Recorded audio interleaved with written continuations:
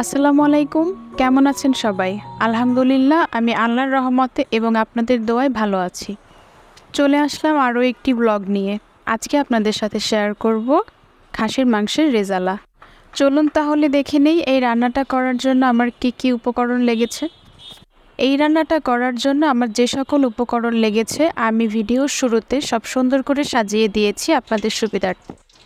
এবং রেজালা রান্না করার জন্য আমাদের প্রধান যে মশলাটা প্রয়োজন সেটা আমাদের আগেই তৈরি করে নিতে হবে। এই মশলাটা তৈরি করতে আমাদের লাগবে টক দই, পেঁয়াজ বেরেস্তা, কাজু বাদাম, কিশমিশ এবং সামান্য জয়ফল জয়ত্রী। এই 5টা উপকরণ সুন্দর করে ব্লেন্ড করে নিতে হবে আগে থেকেই। তারপর প্রথমেই কড়াইয়ে তেল গরম করে শুকনো মশলাগুলো দিয়ে একটু ভেজে নিতে হবে ফ্লেভারটা বের হওয়ার জন্য। এরপরে পেঁয়াজ দিয়ে পেঁয়াজটা একটু হালকা ভেজে নিতে হবে। তারপরে পেঁয়াজ বাটা, রসুন বাটা, জিরা বাটা, ধনিয়া বাটা এবং হলুদ মরিচের গুঁড়ো এবং স্বাদ মতো লবণ দিয়ে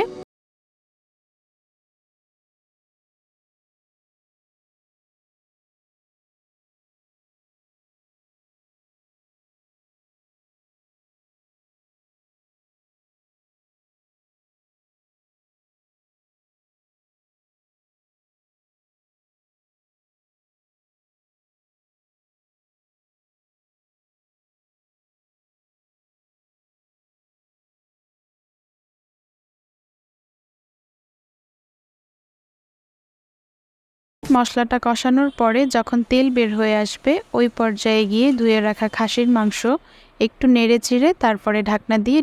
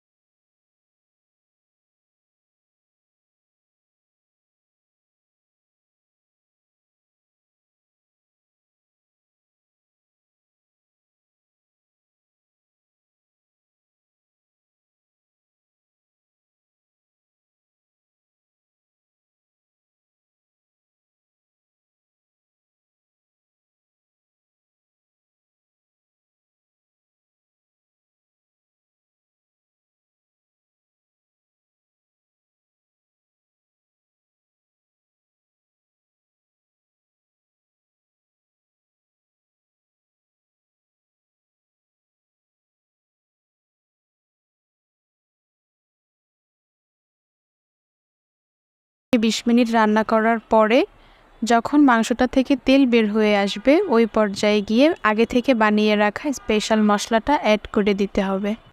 এই মশলাটা অ্যাড করার পরে 2 থেকে 3 মিনিট পরই নেড়ে দিতে হবে, কারণ যেহেতু বাদাম দেয়া আছে এজন্য কড়াইয়ে লেগে গিয়ে পুড়ে যাওয়ার সম্ভাবনা থাকে, তখন রেজালার স্বাদটা নষ্ট হয়ে যাবে।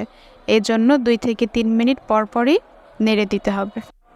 অনেকে এই রান্নাটা করার জন্য কোনো পানি অ্যাড করে না, তারা লো আঁচেই মাংসটা সিদ্ধ করে রান্নাটা কমপ্লিট করে ফেলে। কিন্তু আমার 2 কাপের মতো পানি লেগেছিল, কারণ আমার মাংসটা কিছুটা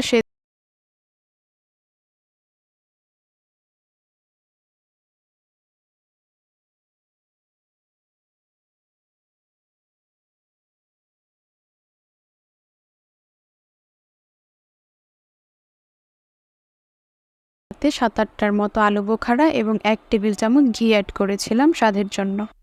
তারপরে ঝোল টেনে তেল বের হয়ে না আসা পর্যন্ত আমি রান্না করে নামিয়ে নিয়েছি। তো এই তো ছিল আমার খুব সহজেই ঈদ স্পেশাল খাসির মাংসের রেজালা। যদি আপনাদের ভালো লাগে তাহলে অবশ্যই একটা লাইক করবেন এবং সাবস্ক্রাইব করে পাশে থাকবেন। ভালো থাকবেন সবাই। আল্লাহ হাফেজ।